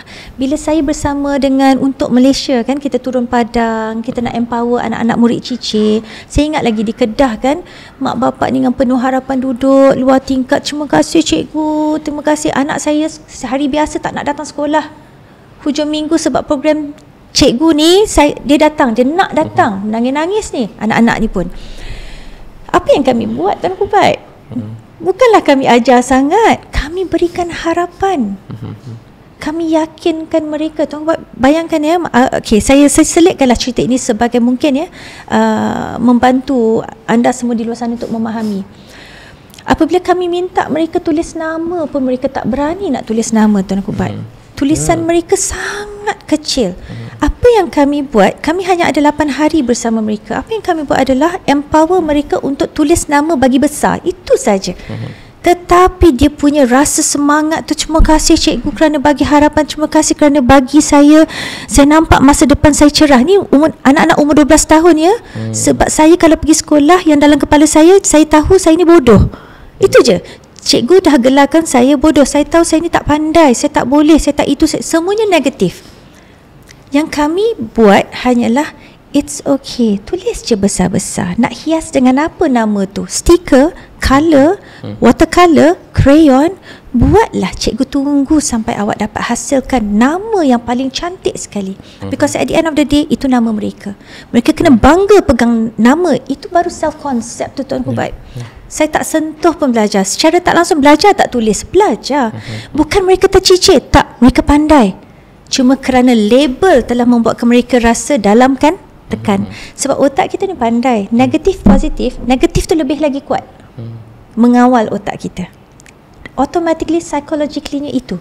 Negatif ni power dia memang wow, energi dia. Positif pun boleh tenggelam. Jadi anak-anak tadi kami cuma berikan harapan saja. So, ibu bapa yang tak ada choice, berikan harapan itu kepada anak-anak. Biarpun dia pergi sekolah, dia lambat lah, dia tak boleh buat homework lah, dia tak faham ke, yakinkan anak-anak tadi, ambillah masa yang boleh. Tapi bila ramai daripada bottom memberi impact ini kepada sekolah, agak-agak sekolah tertekan tak lagi dengan KPI, masih tertekan, tetapi satu hari nanti dia akan kalah. Ibu bapa tak ada expectation. Boleh buat macam ni. Sebab ada sekolah kat luar sana, Tuan Kubat, yang boleh buat macam tu dan berjaya, dan ibu bapanya happy, anak-anak pun sekolah happy. Sekolah government ada, subhanallah, tapi tak banyak. Tapi ada. InsyaAllah. Yalah, agenda besar dia. Ya. Dia, kalau saya nak masuk topik ASEAN Parenting. Ya, boleh. Umumnya ASEAN Parenting yang disebut ASEAN Parenting ni, dia adalah persepsi atas kepala tu. Kemunculan macam-macam tuition, kelas tuition. Sekarang ada STEM, lepas tu ada kelas berenang, kelas chess, segala benda tu lah. Dan saya pun sebagai parent, dia sangat excited bila kita nak hantar anak kita kepada semua benda ni dengan expectation tadi lah, iaitu lagi banyak, lagi bagus lah kan. So, apa pandangan doktor tentang tuition, tentang kelas chess, kelas itu, kelas ini? Kalau kat sekolah kebangsaan, dia akan ada kelab kurikulum lah, dia akan ada kelab sukan dia, kelab debat lah, kelab bahasa, bermacam-macam yang ditawarkan ini. Dan typical ASEAN Parenting, kita suka benda tu kerana dia akan menyebabkan anak kita semakin pandai. Kita rasa. Apa pandangan doktor? Kita rasa, ya. Okey, saya pergi balik ke Jaya. Banyak classes kat luar ni, kita perlu kembali kepada kebolehan anak tadi. Sebab kita faham, menurut Howard Gardner lah ya, menurut Howard Gardner kan kita ada 9 multiple intelligence. Dan Howard Gardner juga yang bercakap kepada seorang, saya dah lupa namanya, seorang pengasas sekolah juga di Indonesia. Nama sekolah tu Sekolahnya Manusia. Tak tahu kalau pernah dengar. Pernah dengar? Saya lupa nama ownernya, Masya Allah, dah meninggal. Saya kena buat sekolah tu lah. Ya, Sekolahnya Manusia. Ya, betul. Kemudian Howard Gardner cakap pada this guy, this person yang buat sekolah ni, dia kata, you of all the religion ni, do you know that your prophet has all the multiple intelligences? So Howard Gardner cakap benda tu. Jadi saya menyampaikan lah ya, Rasulullah ada semua. Saya terjumpa satu buku daripada Indonesia yang mengkaji Al-Quran. Howard Gardner jumpa ni 9 ni yang dia kaji, dia bukan beragama Islam. Mungkin dia tak tengok Al-Quran lagi ke apa kan. Tapi dalam Al-Quran, apa yang Howard Gardner jumpa tu baru 2-3 sahaja. Dalam Al-Quran dah tertulis lebih daripada tu, dalam 14-15 macam tu lah ya. Ada bukunya, boleh cari nanti. Cuma saya tak ada kesempatan nak mengkaji lebih mendalam. So bila kita bercakap tentang intelligence, setiap kita ni ada kelebihan masing-masing, dan ratio pandainya kita dekat setengah skill tu berbeza-beza. Setengah orang pandai bercakap, setengah orang dia senyap tapi dia pandai memerhati, dia pandai mengkaji. Lain orang lain cara. Jadi anak-anak kita juga begitu Tuan Kubat. Anak-anak kita ni pelbagai. Kita boleh beri mereka pengalaman merasainya, tetapi kita tidak boleh ada expectation confirm dia akan suka. Kita pun tak tahu. Sebab Allah yang tahu benda tu kan. But kita boleh expose. Sebab dalam diri kanak-kanak minta maaf, anak-anak ni semua ada, kecuali satu perkara yang belum lagi sampai kat dia, iaitu pengalaman. So pengalaman ni lah daripada ibu bapa ni nak berikan pada anak-anak, bagi dia rasa ni sikit. Bukan kata kita nak confirm suruh dia jadi pemain bola sepak contohnya, atau bukan kita nak suruh dia jadi artis esok, tak nak, bukan. Kita nak dia dapat sedikit rasa sahaja, kemudian apa yang kita boleh buat daripada itu. Sebab dia tidak tersekat hanya di situ. Kalau dia curious, then teruskanlah. Ya. Macam tu. Tetapi tidak guna memaksa. Tetapi sesetengahnya mungkin yang ini ibu bapa kena berhalus dalam memikirkannya. Sometimes anak kita memerlukan sedikit disiplin apabila dia sign up kepada sesetengah kelas. Contoh, anak saya taekwondo. Saya memang meletakkan syarat buat sampai habis. Sebab saya dah merasai buat taekwondo sampai blue belt saja. Saya rasa menyesalnya saya tak habiskan. Kenapa saya stop Tuan Kubat? Sebab masa tu umur saya 19, lepas tu abang-abang senior ni kata saya macam menari kat tengah padang. Saya rasa macam Allah Akbar, terus saya stop. Malu. Saya ada rasa malu tu. Jadi saya stop. Saya rasa macam alamak, sayangnya sikit lagi nak dapat black belt tu. Anak-anak kecil lagi. Saya kata buatlah sampai habis. Manalah tahu ini boleh jadi punca pendapatan. Wallahu alam. Buatlah sampai habis. Jadi disiplin di situ saya terapkan, tetapi perkara lain kita bagi expose sedikit. Tapi ini saya perlu banyak support mereka sebab mereka tak suka, tak nak. Tapi saya tak nak mereka pressure. Tapi saya sentiasa berikan reasoning. Itu cara saya lakukanlah. Kurikulum di sekolah sama juga untuk mereka merasai, dapat exposure. Tetapi takut juga tak semua boleh merasa semua. Mungkin ada sedikit rasa mungkin dah cukup kuota, tak boleh nak masuk, mungkin kosnya dan sebagainya. Mungkin tengok je lah macam naik kuda for example. Bukan murah, teringin, tapi macam mahal, tak mampu, that kind of thing. Ada benda-benda seperti itu. Okay, persoalan tentang tuition yang tu best. Kalau sistem pendidikan itu sangat bagus, tak perlu pun ada tuition. Kenapa tuition tu wujud? Saya sentiasa pegang soalan itu. Saya tahu, saya minta maaf, mungkin sensitif kepada mereka yang mengusahakan tuition. Tetapi persoalan saya balik kepada kenapa perlu ada tuition? Apakah konsep yang kita belajar di tuition? Tuan Kubat pernah pergi tuition? Saya tak pernah. Bestnya. Bagus. Saya pernah, tetapi dalam tuition adalah latih to be sahaja. Latih to be lagi sekali, again and again. Maksudnya, tapi saya tahu kawan-kawan semua tension lah pergi tuition. Ya, sebab latih to be semata-mata ulang balik apa yang di sekolah. Sekolah sebab tak sempat nak ajar. Kenapa tak sempat nak ajar? Sebab silibusnya banyak. Okey, beza tak satu sistem pendidikan di mana tidak pun bergantung pada buku teks tetapi kepada isu semasa, tema contohnya, di mana kita boleh cut across multidisciplinary of subjects tu. Contoh, kita ada isu semasa. Apa yang berlaku di Palestin? Contohnya. Sekarang ni kita nak tackle apa? Sejarah? Boleh. Kupas sejarah. Kita kupas matematik? Boleh. Cerita pasal matematik. Bukan cerita. Problem solving. Apa yang kita boleh selesaikan secara matematik? Boleh tak kita wujudkan satu formula? Inilah membina para pemikir di sekolah. Bukan setiap tahun ada subjek, silibus dan sebagainya. Banyak caranya. Okey, itu baru 2. Belum lagi sains. Belum lagi geografi. Belum lagi biologi, fizik, kimia. Ya Allah, banyak. Semua ini kalau kita pandai mengolahnya, kita integrasikannya, macam-macam kita boleh dapat pada satu masa. Okey, sekarang ni persoalan saya ini yang parents ramai tak nampak, yang mana saya kena jelaskan again and again di sekolah-sekolah saya. Bila parents kata, macam mana kita nak make sure anak-anak kita tahu semua? So Tuan Kubat kena ketahu semua. Di dunia hari ini yang hujung jari semua dah ada. Perlu ketahu semua. Ataupun yang perlu kita tahu adalah konsep berfikir itu, yang itu deep tu. Ke kita nak surface ni tahu semualah. Boleh banyak, overwhelming, too much. Buku bersepah boleh beli. Buku nak pergi tuition tak payah, buku latihan kat Popular bersepah beli, latih tu beli kat rumah. Same konsep. Sekarang ni nak membina konteks dalaman itu yang mahal. Kalau kita dapat itu, campak mana kita boleh survive, campak mana kita boleh hidup. Buat research kita boleh, nak buat PhD tak ada masalah, sebab kita dah ada dalam tu konsep tu. Itu yang kita nak, konsep bolehnya kita berfikir. Itu yang saya yakin Ustaz Hazrizal banyak kali sebut.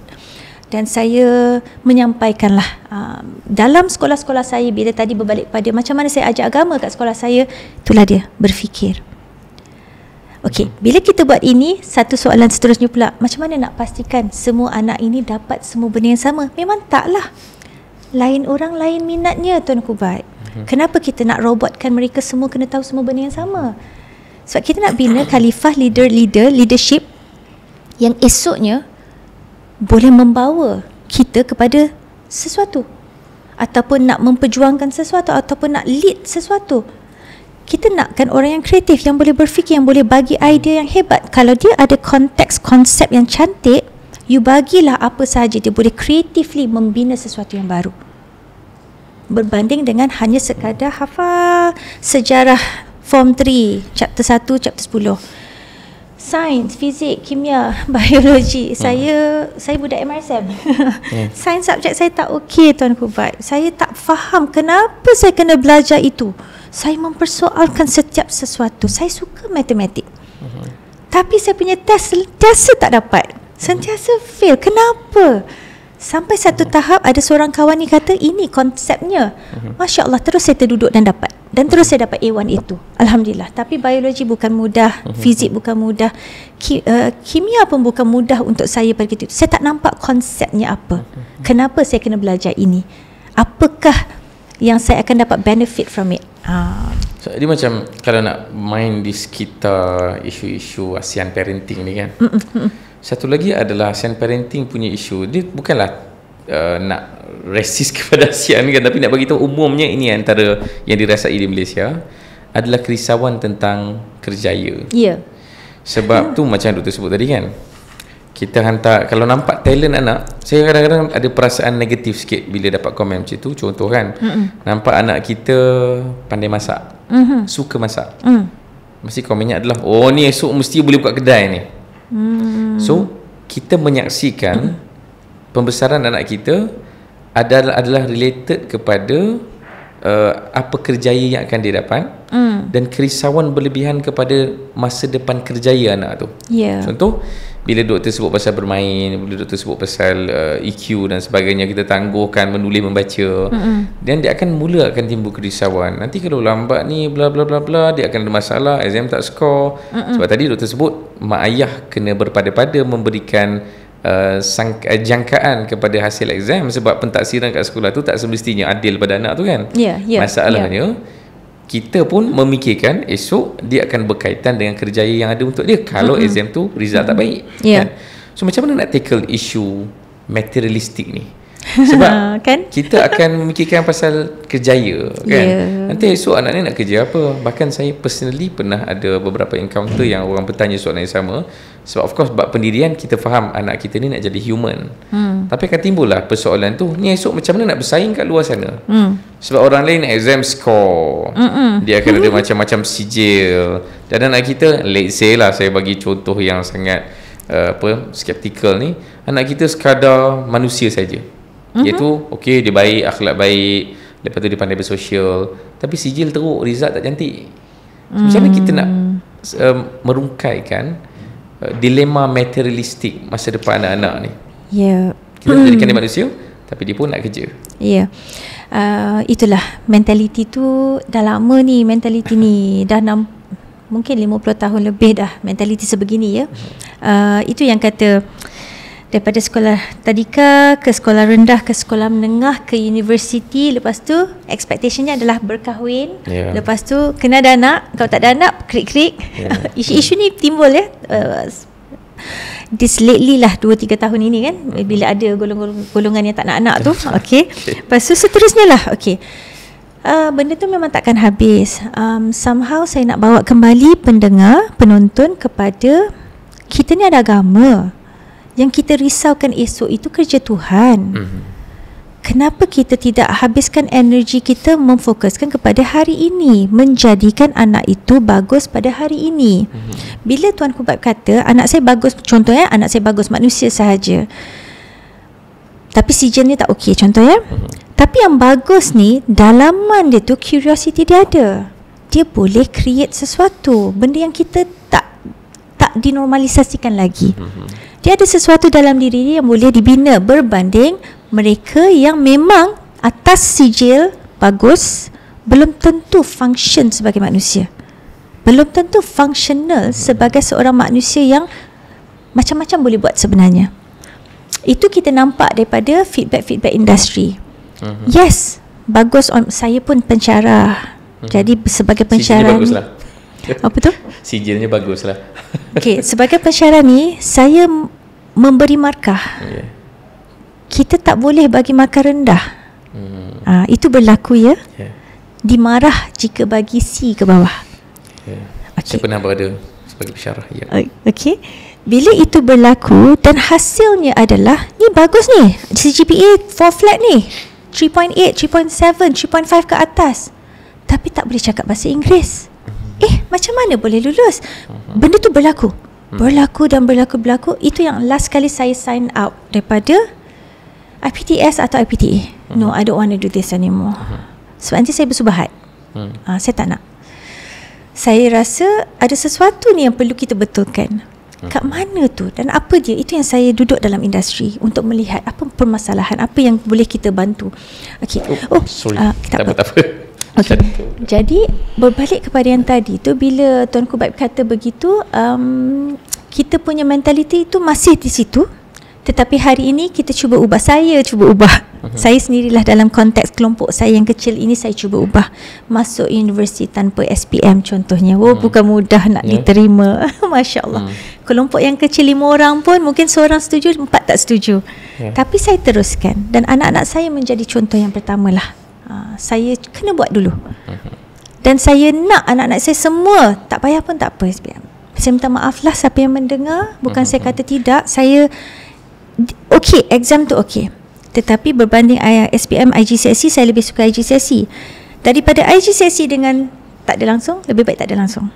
Sebab saya tidak mahu mensia-siakan beberapa bulan yang perlu hafal semata-mata untuk exam, lepas tu tak pakai langsung. So beberapa bulan tu sangat rugi untuk kognitif. Lebih baik saya masukkan sesuatu yang lebih bermakna untuk anak tadi 3 bulan tu supaya dia boleh buat sesuatu esok.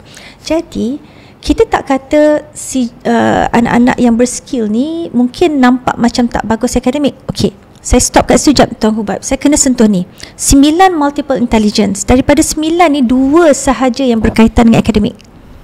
2 saja. Word related, numbers related. 2 saja. Sebab akademik ni dia berkaitan perkataan dan nombor. Betul kan? Physics, kimia, biologi, matematik, sejarah, perkataan dan nombor. Okey, somehow konteks tu telah berubah kepada menjadi, ialah penceritaannya ada, kita kena hafal, kita kena muntahkan dalam exam. Tetapi pernah tak kita bagi soalan yang bersifat open book pada umur 16 tahun for example. Buatlah research work, kita nak test pemikir.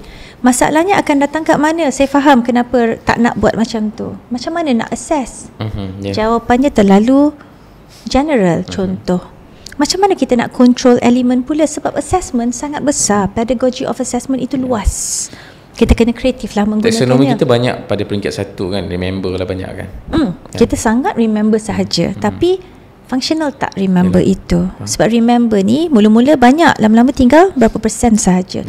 Kalau tak pakai, otak kita akan automatically buang. Itu yang kita tak nak tu. Yelah, banyak lagi sebenarnya kalau kita nak ulas. Mentalitinya begitulah. Situasi lain Doktor. Bila sebut tentang awal kanak-kanak, kita nak kembali setting segala maklumat ni. Saya pun dah mula rasa berat ni. Okey. Berat tu maksudnya kita dah mula bertemu dengan realiti, bertemu dengan masalah-masalah yang berlaku di sekolah.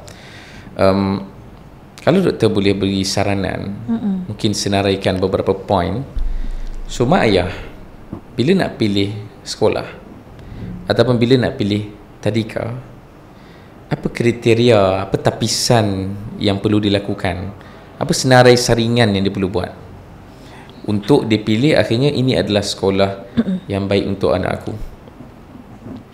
Jawapan saya mungkin tidak menjawab 100% Tuan Hubaib, sebab jawapan teknikal mungkin dah banyak bersepah di Google, Thread. Thread tu banyak bersembang kan pasal tentang perkara ni.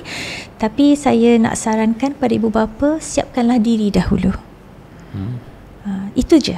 Pesan saya itu saja. Sebab pergi sekolah mana pun tidak akan menjadi masalah jika ibu bapa itu sendiri jelas tentang kenapa dia ada anak ni.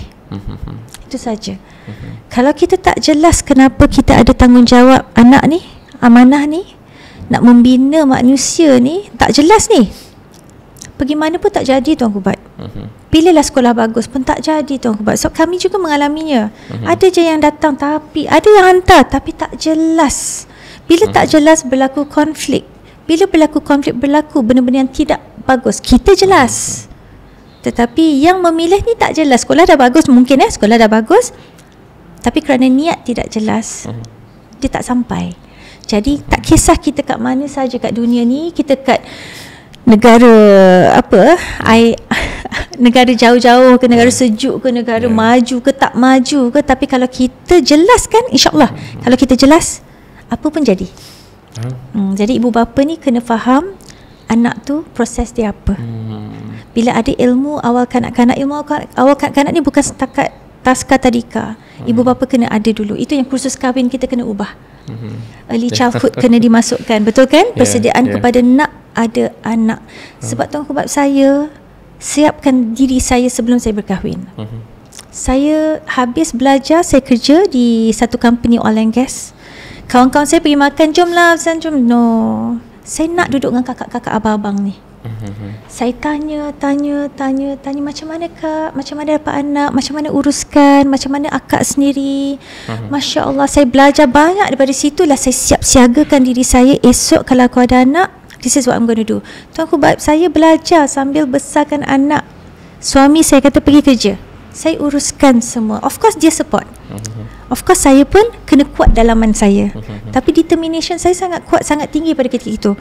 Dengan keadaan anak pertama lahir, komputer rosak, habiskan tesis, submit. Kawan-kawan Mak Saleh saya menangis-nangis tengok. Masya Allah, Maria, you, dia panggil saya Maria kat sana. You have a child and you're able to hantar on the date.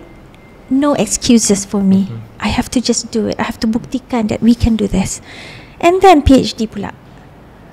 Husband kerja, tak apa. Saya turun ambil anak sekolah, cakap dengan supervisor saya, kata I can only come this time 1 hour je. Panggillah adik-adik tolong jaga anak kat rumah.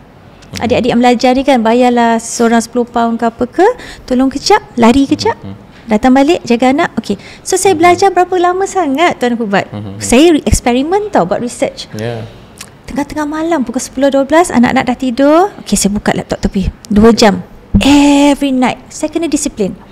So semangat itu, mak ayah yang mendengar, adakah anda seperti itu? If you are like that, you dah siap siagakan diri you, you jelas kenapa you ada anak, kenapa you berkahwin, kenapa you nak bina siapa sekarang, nak bina anak-anak yang macam mana ni.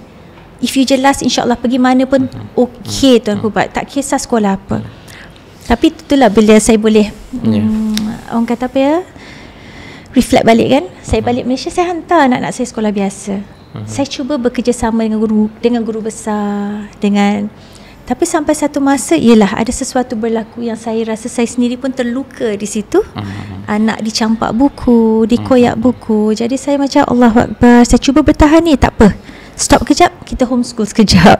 Saya cuba homeschool sekejap, tapi bukan mudah Tuan Hubaib. Tak semua orang boleh tahan homeschool. Kan? Kita pun kerja. Kesian anak-anak. Lama-lama saya cari juga. Jadi saya cubalah beberapa sekolah dan akhirnya sekolah sendiri je. Aku tanya soalan tu sebab kita melihat anak-anak kita ni antara cabaran kalau mereka yang akhirnya tidak ada pilihan untuk memilih pilihan yang paling ideal lah kan. Akhirnya kita takkan tahu siapa guru yang akan ajar anak kita, apakah dia ada kefahaman yang sama ke tidak kan. Betul. Macam mana nak handle anak-anak yang traumatik dengan pengalaman di sekolah? Kan? Sebab dia akan pulang ke rumah dengan masalah tu. Dan kita sebagai parent pun tahu tak ada pilihan. Takkan nak pindah sekolah lagi. Pindah sekolah yang kita tak boleh kawal juga. Betul. Kita pun tak tahu apa yang akan berlaku kat sekolah baru. So apa pilihan untuk anak-anak yang traumatik? Saya tak pernah lagi mengalaminya. Paling pun tu je lah, balik rumah rasa boring pergi sekolah kan. Macam mana dengan anak yang memang kena baling buku dengan cikgu, macam Dr. Putri sebut tadi kan, kena koyak, kena jerkah dekat kelas kan, kena malukan tengah ramai anak-anak sekolah rendah kan, kena letak kerusi atas kepala dan dia balik rumah, dia tahu muncung dia tu, kemunculan tu faham lah tengah hancur diri dia kan. Macam mana kita nak handle as parent? Tadi jawapan saya yang awal tadi kan Tuan Hubaib, berbalik kepada ibu bapa itu sendiri, kena kuat kan, kena faham dan jelas. Continuationnya adalah untuk support perkara seperti ini. Apabila anak dalam keadaan itu, yang paling utama adalah apabila mereka balik kepada seorang dewasa yang mereka percaya, yang mereka boleh look up to. Sekolah adalah satu tempat yang sangat stranger. Orang-orang yang kita boleh percaya ke tak? Anak-anak darjah 1 pergi sekolah dengan harapan macam, boleh percaya tak orang ni? Boleh percaya tak orang ni? Boleh percaya tak orang ni? Saya tak terkejut PKP ramai yang tutup kamera, tak ada hubungan baik dengan cikgu. Tak ada attachment lah. Tak ada attachment sebab cikgu tidak mewujudkan rasa itu. Anak-anak 7 tahun sangat vulnerable ya. Betul kan PKP dulu kan? Oh ya. Macam mana? Ya, ini berlaku. Macam mana nak belajar? Betul. Bila tidak ada relationship, belajar takkan berlaku. Tapi saya tak salahkan cikgu-cikgu, mereka tertekan kerana KPI. Jadi kesian pada mereka juga. Jadi itu yang pressure berlaku kepada tukarlah silibus dan sebagainya sehinggalah ke hari ini. Kita faham. Tapi berbalik pada persoalan tadi, ibu bapa kena kuat. Banyak bercakap dengan anak, itu sangat penting Tuan Hubaib. Sebab bila kita bercakap, kita bantu dia brush off perasaan itu. Kita bantu mereka ni connect the dots ni. Mereka sangat emotion di sini kan. Ini sebenarnya tidak ada orang kata kajian yang kata otak kiri otak kanan, tak ada. Tapi kita andaikan ya, kita emotional. Anak-anak memang membesar dengan emotion dahulu. Kiri ni logical lebih kurang ya, kita fikirkan begitu. Ibu bapa tugasnya membina jambatan untuk anak faham dan cuba adapt. Reframe balik apa yang berlaku. Reframe balik. Kita tidak kata kita paksa anak untuk menerima. Itu je choice kita, bukan ya? Tetapi macam mana nak mengadaptasikan diri kita dalam keadaan yang sebegitu rupa, apa yang sehabis baik kita boleh buat. Sebenarnya sangat menyakitkan kadang-kadang bila fikir balik rumah, bila anak laporkan dan mak ayah akan sebut, biasalah tu. Itu tak boleh lah. Itu cut off terus, menidakkan apa yang anak rasa. Anak akan itu adalah red line lah ya. Anak akan rasa seorang-seorang, membesar dalam keadaan seorang-seorang, tidak boleh percaya kepada sana, tak boleh percaya pada mak ayah, tak ada siapa yang support dia. Itu yang ialah relate dengan showcase saya baru-baru ni lah, bila saya buat lagu-lagu tu kan. Bila you seorang-seorang dalam kesunyian, ditinggalkan untuk berfikir seorang-seorang, macam mana Tuan Hubaib? Anak ini tidak ada role model lah. Itulah sayangnya. Sebab tu mak ayah tak boleh tak ada connection dengan anak-anak. Attachment sangat penting. Anak yang attachment dengan ibu bapanya sangat baik, membesarlah dia menjadi suami dan isteri yang sangat baik. Tapi kalau attachment dengan mak ayahnya sangat, orang kata insecure, detached, dia pun akan jadi satu pasangan yang tidak mahu ada hubungan yang rapat. Saya rasa doktor pun mesti tahu di Malaysia ni isu childhood trauma sangat severe lah. Sebab kita sangat tak open nak buka topik tu. Kerana faktor yang first tadi menyebabkan doktor menangiskan, iaitu kita sangat menghormati mak ayah kita. Dan untuk buka perbincangan tentang childhood trauma, dia akan melibatkan parent kita. So bila akhirnya kita tak buka cerita tu lah. Dan childhood trauma di Malaysia adalah sangat, saya membaca beberapa artikel dan juga laporan akhbar, pengalaman kawan-kawan, akhirnya kembali kepada rumah tu tak menjadi tempat yang anak tu suka pun sebenarnya. Dia jadi topik sensitif ni apa Tuan Hubaib? Sebab kita berpegang pada syurga tu di bawah telapak kaki ibu. Kita ni tak boleh derhaka. Tetapi kita lupa dalam Islam itu sendiri, ibu bapa juga boleh buat dosa pada anak-anak. Benda ni kurang dikupas. Mungkin akan datang, saya harapkan lebih ramai yang mengupas topik ini, bahawa dia bukan satu hala. Dia bukan satu hala. Hubungan ini bukan satu hala. Hubungan adalah dua hala. Anak merasai, ibu bapa merasai. Menghormati tu yang kita nak bina. apabila kita boleh berbincang secara hormat, dia akan sampai. Tuan Hubaib, saya kongsilah perkara ini ya. Setelah sekian lama kan menyimpan ini dengan mak, beberapa minggu lepas akhirnya saya boleh berbicara dengan tenang tanpa meleleh air mata dengan mak ya. Kita ni nak cakap dengan mak mungkin nangis dulu tak sampai pun kadang-kadang. Allahu Akbar, saya boleh cakap dengan mak tanpa menangis dan mak mendengar. Dan saya kata, saya faham, none of this is your fault. This is not your fault. Ini bukan salah mak. Saya faham mak juga melalui prosesnya. Nak cakap macam tu, Tuan Hubaib, saya ni dah lalu terapi berapa banyak terapi saya pergi. Sebab saya nak rungkai untuk saya terima dahulu, adapt dahulu. Perasaan saya ni boleh tak? Akhirnya boleh keluar dengan Masya Allah, Allahu Akbar. Saya tak tahu nak kata, subhanallah. Yang tu memang saya rasa bangga, syukur pada Allah sebab boleh sampaikan dengan baik. Mak pula boleh terima dengan baik. Oh lama tu, saya dah umur berapa? Kan? Mak pun baru je birthday dia baru ni, dah masuk 7. So subhanallah. Dan ni belum lagi kita cerita tentang anak yatim. Kan? Saya membayangkan kebanyakan topik kita sebut ni menceritakan tentang peranan mak ayah. Dan macam mana dia nak bekerjasama dengan sekolah untuk bangunkan anak-anak, untuk didik anak-anak. Macam mana kalau dia adalah anak yatim? Memang bukan senang. Saya harap esok ada masa boleh jemput Dr. Muhammad Khalid sebab yang buat research tentang anak-anak PPRT.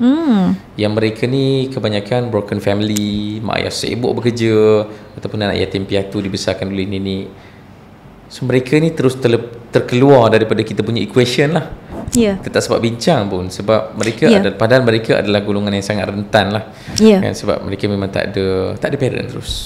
Bayangkan EQ mereka, Tuan Hubaib. Bayangkan kemudian dia akan bersekolah di tempat yang langsung tidak akan ambil kisah tentang apa yang dia rasa.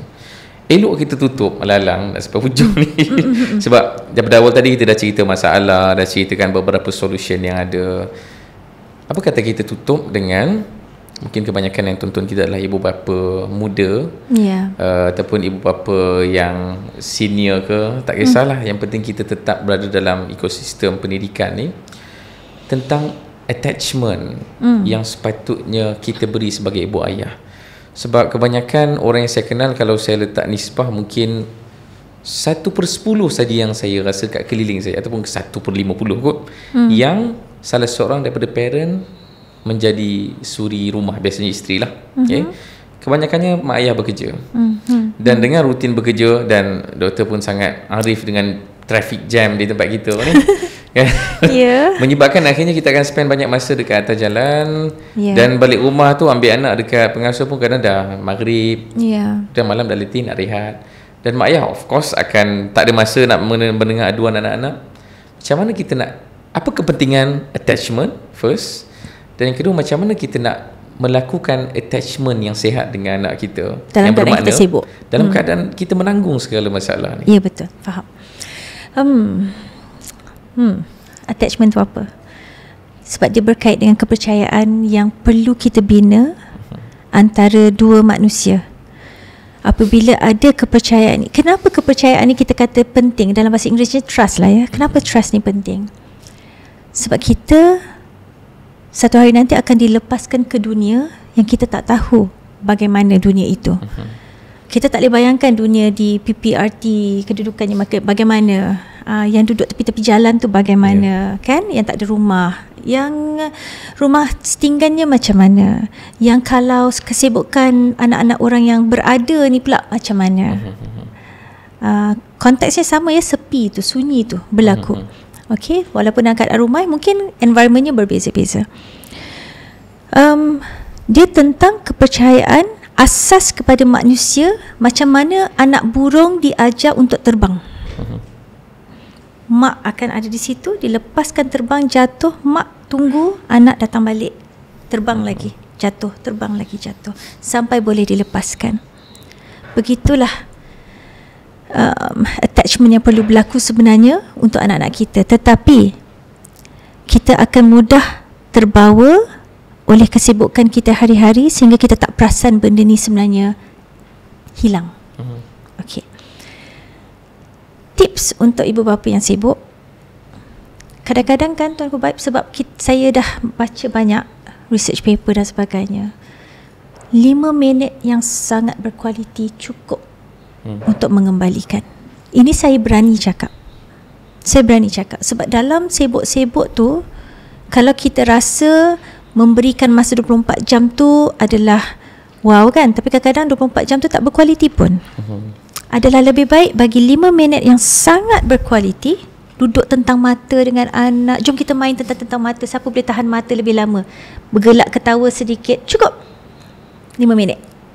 Anak tu akan sentiasalah pandang kita je, 5 minit je Tuan Guru Baik, tak payah lama-lama. So itu tips yang paling mudah saya boleh berikan. Setiap kali saya buat live dan sebagainya pun saya cakap benda yang sama. Anak-anak ni tak adalah nak berkepit sepanjang masa, dia pun nak buat bahagian dia pun nak explore kerja dia. Okey, selebihnya tu support yang kita ada.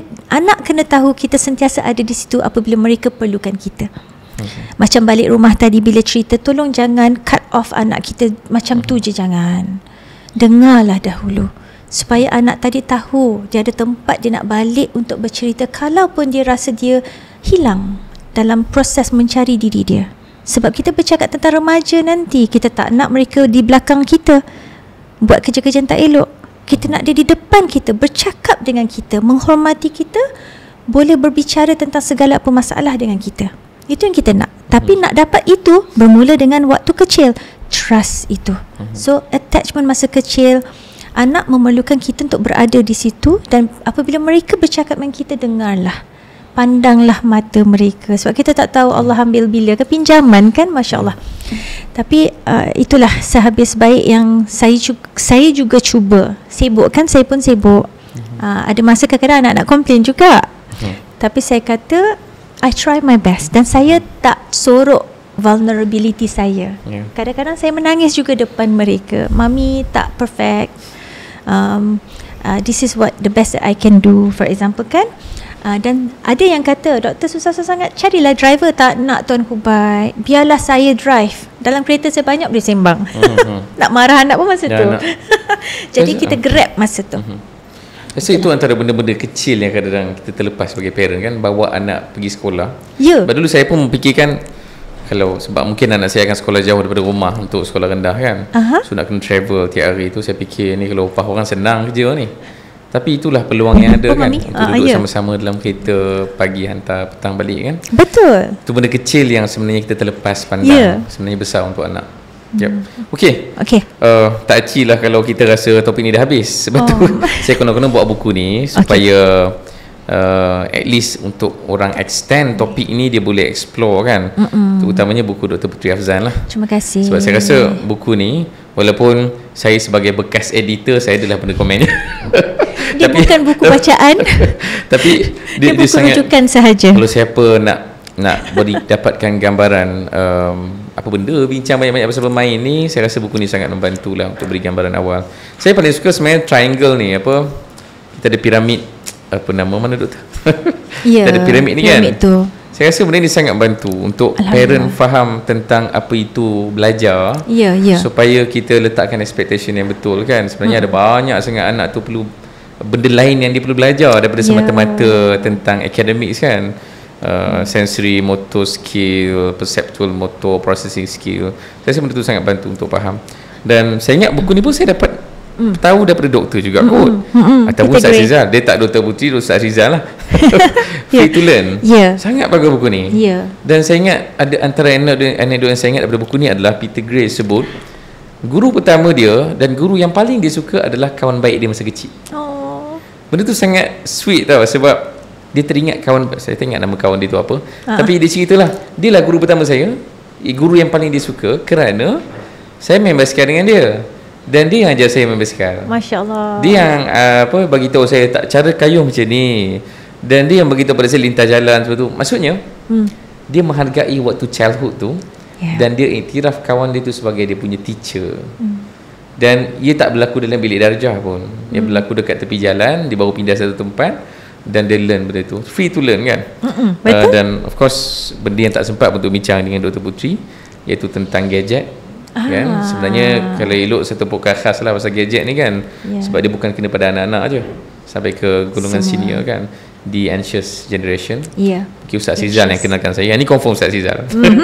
Dia yang kenalkan buku ni pada saya. Saya rasa ni Dr. Putri yang cadangkan. Dan memang saya sarankanlah kalau siapa yang nak panjangkan topik ni, saya sangat sarankan untuk baca. Sebab banyak sangat graf, kajian dia, research yang dia buat untuk bertemu dengan punca kenapa anak-anak resah gelisah kan. Okey, cukuplah kan doktor kan. Kalau boleh kata-kata akhir, mungkin tak acik lah kalau doktor tak cerita. Sebab manusia pokan ni macam tu, kita jarang sangat nak introduce detail kita punya tetamu. Mungkin di hujung ni kalau doktor boleh share MBA activities ataupun sekolah, sebab tadi kita sebut tentang sekolah doktor kan. Sekolah apa, saya serahkan pada doktor lah kalau nak share. Mungkin tak banyak manalah. Saya mula nak kata ni je, saya minta maaf lah. Pendidikan ni sesuatu yang sangat dekat di hati. Bila cakap pendidikan ni, dia tak lari daripada agama kan, sebab memahami kita ini siapa. Membina sekolah ni pula, apabila saya mula nak bina sekolah, persoalan yang datang pada saya iman, Islam, ihsan lah. Kalau saya kena functionalkan perkara ini, bagaimana saya nak membawa fungsi itu? Saya tak perlu menjual nama agama untuk saya promote sekolah, sebab saya percaya kalau kita jelas kehadiran kita sebagai manusia itu apa, kita jelaslah kenapa purpose kita di dunia ini. Jadi sekolah-sekolah saya bersifat, saya nak kembalikan itu. Saya nak bawa saya nak hasilkan lebih banyak para pemikir. Kerana kita dah comfort zone ni kan Tuan Kubaik, kita malas nak berfikir. Tapi saya ni jenis tak boleh stop berfikir. Saya berminat nak tahu. Anak-anak memerlukan harapan. Jadi harapan ini adalah sehabis baik datang daripada ibu bapanya sendiri. Apabila kita melihat mata mereka, kita kata contohlah abah nampak, mak nampak, ibu nampak, awak ni esok boleh je. Cukup sekadar itu, anak tadi berbunga-bunga di hati, insya-Allah harapan itu akan ada. Selebihnya serah pada Allah.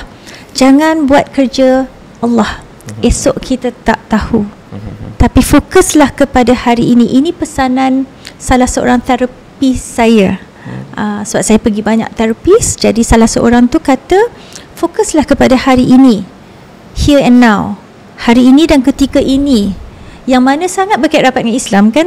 Bila kita kait balik, betul lah, qada dan qadar, tawakal, proses itu.